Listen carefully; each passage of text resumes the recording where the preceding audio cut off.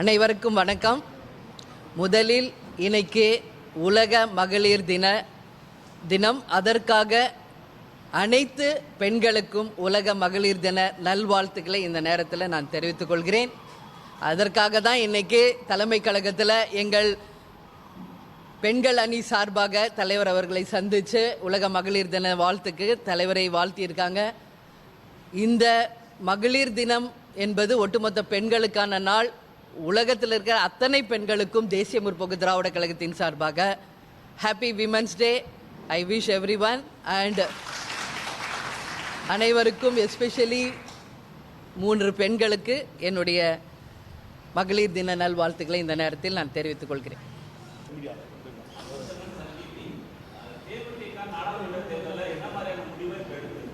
வெகு விரைவில் அதிகாரப்பூர்வமான அறிவிப்பு இன்னும் 1-2 நாளில் தலைமை கழகத்தில் இருந்து உங்களுக்கு அறிவிக்கப்படும்.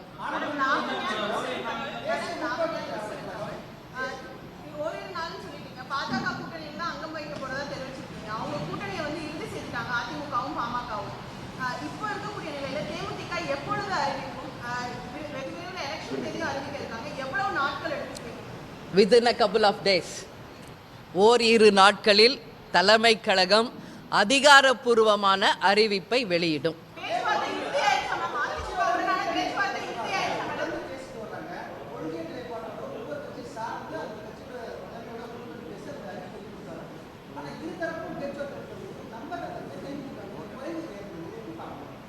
இருதரப்பும் யார் பேசுகிறாங்கன்னு யார் உங்களுக்கு சொன்னது? முதல்ல நேற்று சுதீஷ் அவர்களும் எங்கள் காஞ்சிபுரம் மாவட்ட செயலாளர் முருகேசன் அவர்களும் சேலம் மாவட்டம் செயலாளர் இளங்கோ அவர்களும் தங்களுடைய கருத்தை தெளிவாக பதிய வச்சுட்டாங்க. இது மறுபடியும் நீங்கள் 2 தரப்பு கிட்ட பேசுகிறீங்க அப்படின்ற கேள்வியே முதல்ல என்னை பொறுத்த வரைக்கும் தவறானது ஒரு கேள்வி.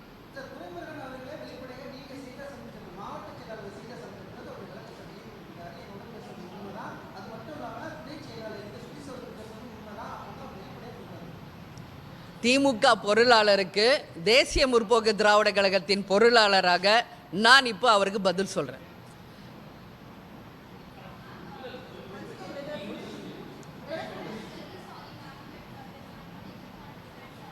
Afterwards, I will say everything in English also. First, I finish this question. Afterwards, I will come to you. என்ன இல்லை, இப்போ 1 minute அவர் கேள்வி கேட்டிருக்காரு. அதுக்கு பதில் முடிக்கிறதுக்கு முன்னாடி நீங்கள் எல்லாரும் கேள்வி கேட்டால் இது குழப்பம் தானே. அதுதான் தெளிவாக சொல்லிட்டு ஒவ்வொருத்தராக கேளுங்க. எந்த கேள்வி வேண்டும் என்றாலும் கேளுங்கள், பதில் சொல்ல நான் தயார் என்று. ஒவ்வொருத்தராக வாங்க.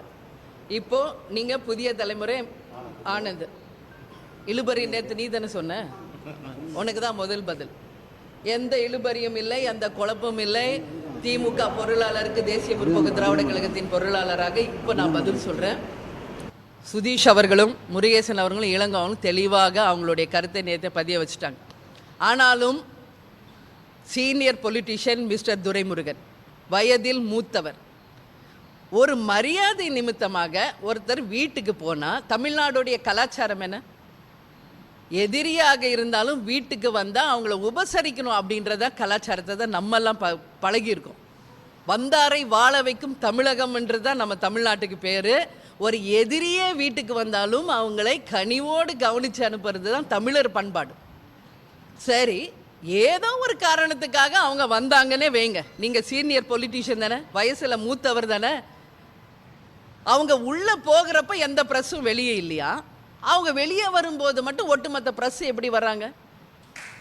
எப்படி வர்றாங்க? அப்போ அங்கே என்ன நடக்குது? உங்களை ஒரு பெரிய மனிதர் என்று நம்பி தானே உங்கள் வீட்டுக்குள்ளே அவங்க வந்தாங்க. அவங்களுக்கு காமிக்கிற நம்பிக்கை இதுதானா? இதுதான் முதல் கேள்வி நான் அவங்களுக்கு கேட்குறேன். அதே மாதிரி இன்னைக்கு துரைமுருகன் அவங்க சொல்கிறாங்க அவங்க இது மாதிரி தான் பேச வந்தாங்க, இன்னைக்கு மாற்றி பேசுகிறாங்க. அதே துரைமுருகன் என்ன சுதீஷ் கிட்ட பேசியிருக்காருன்றது சுதீஷ் இன்டைரக்டாக சொல்லியிருக்காரு. முதலில் துரைமுருகன் அவர்கள் சுதீஷ் கிட்ட அவங்க கட்சியை பற்றி என்ன சொன்னார் என்ற முதல் விளக்கத்தை கொடுக்கட்டும். அதற்கு பிறகு முருகேசன் அவங்க சொல்கிறத நான் சொல்கிறேன். அவங்க தெளிவாக சொல்கிறாங்க இது தனிப்பட்ட முறையில். இன்னொரு விஷயம் நான் நல்லா கிளியராக உங்களுக்கெல்லாம் பதிய வைக்கணும்னு நினைக்கிறேன். கம்யூனிகேஷன் கேப் இதுதான் தலைமை கழகத்துக்கு நான் எனக்கு வந்து அன்றைக்கே ப்ரெஸ் மீட்டில் நான் காஃப் பண்ண உங்கள் எல்லாருக்கும் தெரியும். 2 நாளாக வந்து எனக்கு த்ரோட் இன்ஃபெக்ஷன், நான் வரல 2 நாளாக. ஆக்சுவலி அன்றைக்கி என்ன நடந்தது எனக்கு தெரியாது. But one thing I understand, ஏதோ ஒரு சின்ன ஒரு மிஸ்கம்யூனிகேஷன், தட்ஸ் ஆல். இதை வந்து பூதாகரமாக்கி இதை வந்து அரசியல் ரீதியாக திமுக வந்து தேமுதிகவை பழிவாங்கணும் அப்படின்ற நோக்கத்தோட இதை வந்து சூழ்ச்சியாக அவங்க கையாண்டிருக்கிறார்கள் என்பது மட்டும் இங்க தெளிவாக ஒன்று தெரிகிறது.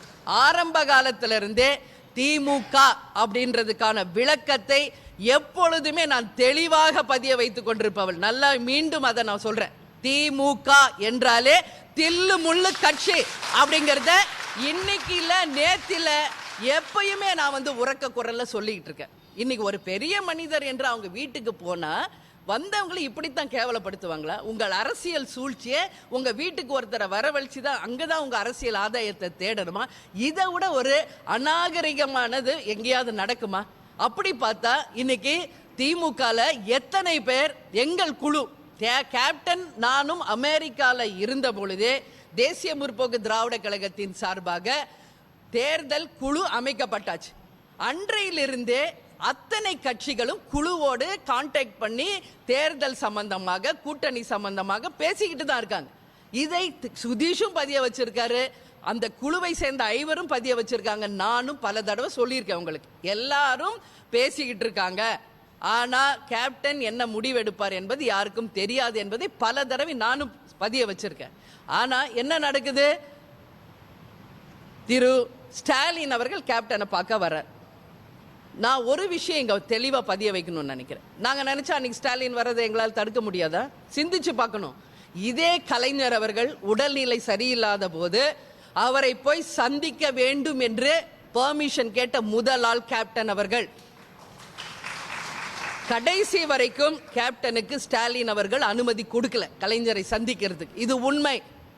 ஆனா நாங்க அதெல்லாம் எதையும் மனசுல வச்சுக்கலையே. கேப்டனை வந்து பார்க்கணும்னு ரஜினி சார் வந்து போன உடனே அழைப்பு வருது சுதீஷ்க்கு, நான் உடனே வந்து பார்க்கணும், உடனே பார்க்கணும்னு. நாங்க எவ்வளோ பெரிய மனசோட வாங்க பாருங்க, நாங்க அனுமதி கொடுத்தோமா இல்லையா? வந்தாங்க. அந்த இப்பயும் நான் சொல்றேன், எங்களுக்கு திருமணம் செய்து வைத்தது கலைஞர் அவர்கள். அந்த குடும்பத்து மேல எங்களுக்கு தனிப்பட்ட முறையில் ஆரம்ப காலத்துல இருந்து நல்ல நட்பு உண்டு, மரியாதை உண்டு. அது தனி. அரசியல் என்று வரும்பொழுது ஒவ்வொரு நிலையிலுமே தேமுதிகவை பழிவாங்கும் நோக்கத்தோடைய திமுக நடந்து கொண்டிருக்கிறது. இது உண்மை. அதை நான் வன்மையாக கண்டிக்கிறேன். திரு ஸ்டாலின் அவர்கள் வந்தாரு வீட்டுக்கு. எவ்வளோ கௌரவமா அவரை வரவழைச்சு பேசி நாங்க அனுப்புறோம். வெளியே போயிட்டு அவர் என்ன சொல்றாரு? உடல்நிலை மட்டும்தான் விசாரிக்க வந்தேன்னு சொல்லிட்டு போயிட்டார். ரைட்டு, நாங்க அவருக்கு மரியாதை கொடுக்குறோம். அப்ப பிரஸ்ல கேட்டாங்க, இரு தலைவர்கள் பேசும் பொழுது அரசியலும் பேசுவது யதார்த்தமானது, அரசியல் பேசுனாங்க. இதுதான் நான் பதிய வச்சிருக்கேன். மீண்டும் நல்லா நீங்க நோட் பண்ணணும் அந்த லைனை. இரு தலைவர்கள் சந்திக்கும் பொழுது உடல்நலம் மட்டுமல்ல அரசியல் பேசுவதும் சகஜம், அரசியலும் பேசினார்கள். இது தவிர நான் என் வாயில எதுவும் வரல. ஆனா இது நேற்று விவாதத்தில் என்ன சொல்றாங்க? பிரேமலதா சொல்றது மட்டும் நியாயமா, அது மட்டும் நாகரிகமா அப்படிங்கிறாங்க. நான் என்ன சொன்னேன்னா, கூட்டணி பேசினதான் வந்தாரு, பேசுங்கன்னு சொன்னார். இதையே நான் சொன்னேன். அப்படி பேசியிருந்தா அது அநாகரிகம். எது நாகரிகம் எது அநாகரிகம் அப்படின்ற வார்த்தைகளை முதல்ல பிரஸ் மீடியாவையும் நீங்க முதல்ல புரிஞ்சுக்கோங்க, எதிர்த்தரப்புல இருக்கிறவங்க புரிஞ்சுக்கோங்க. நாங்க எங்களுடைய ஒவ்வொரு வேர்டையும் மெஷர் பண்ணி தெளிவாக தான் நாங்க பேசுறோம். வந்தாரு, அரசியலும் பேசினார் என்று நான் சொன்னேன். அவர் பேசலன்னு சொல்றாருல, இப்ப அவர் விளக்கம் கொடுக்கட்டும். அரசியல் பேசல அப்படிங்கறத ஸ்டாலின் வந்து ஓப்பனா சொல்லட்டும், பிறகு அதுக்கு நான் பதில் சொல்றேன்.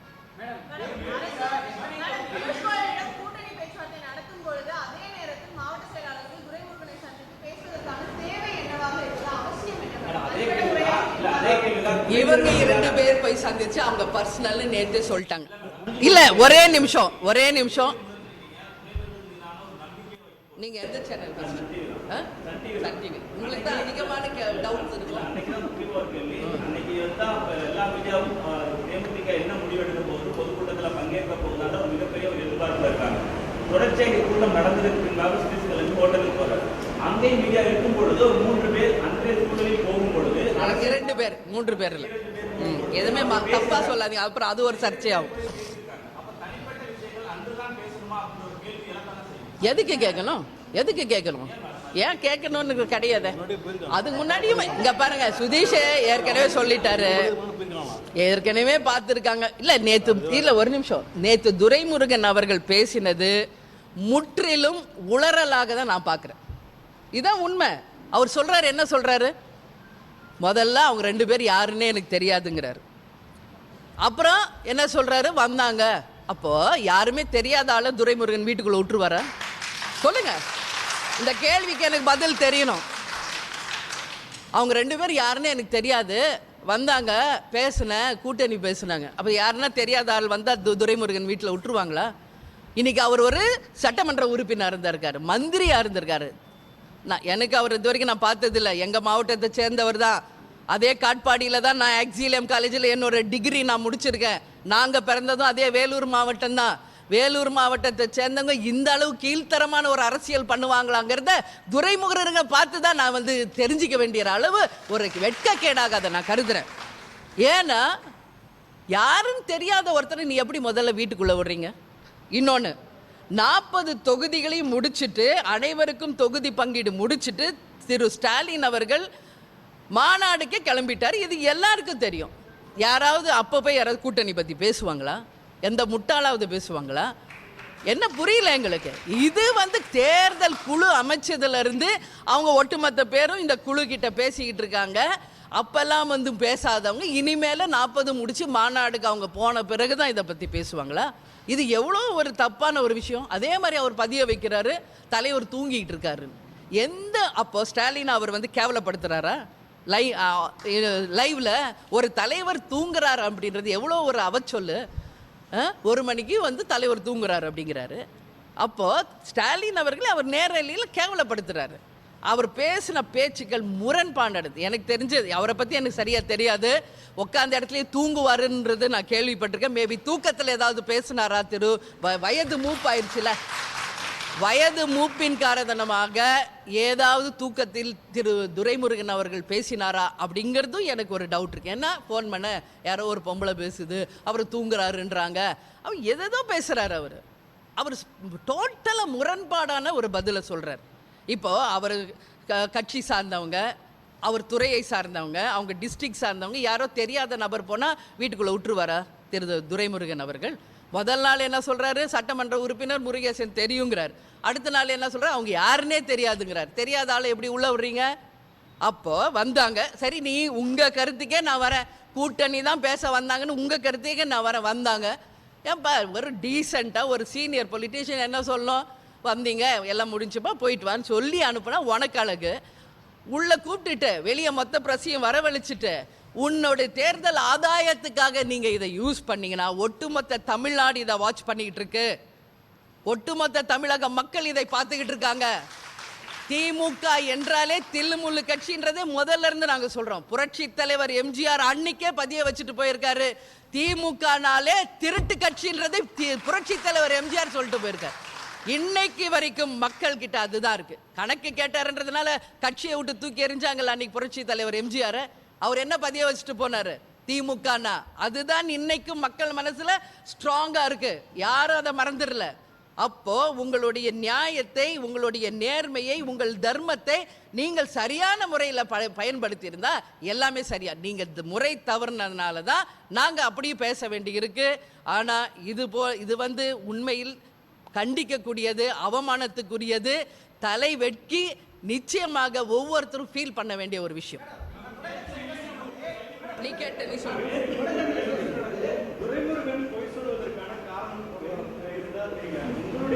சரி, உனக்கு காரணம் தெரியலன்னா நீ போய் துரைமுருகன் கேளு. சரியா, அங்க போய் கேளு. உனக்கு காரணம் தெரியலன்னா நீ அங்க கேளு. எங்களை பத்தி நீ இங்க கேளு.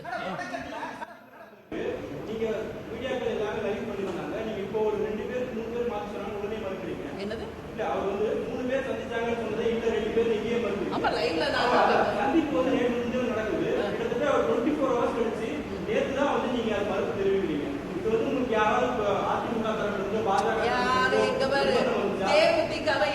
கைட் பண்ணி சொல்லி மிரட்டி பணிய வைக்கிற கட்சி கிடையாது, புரியுதா?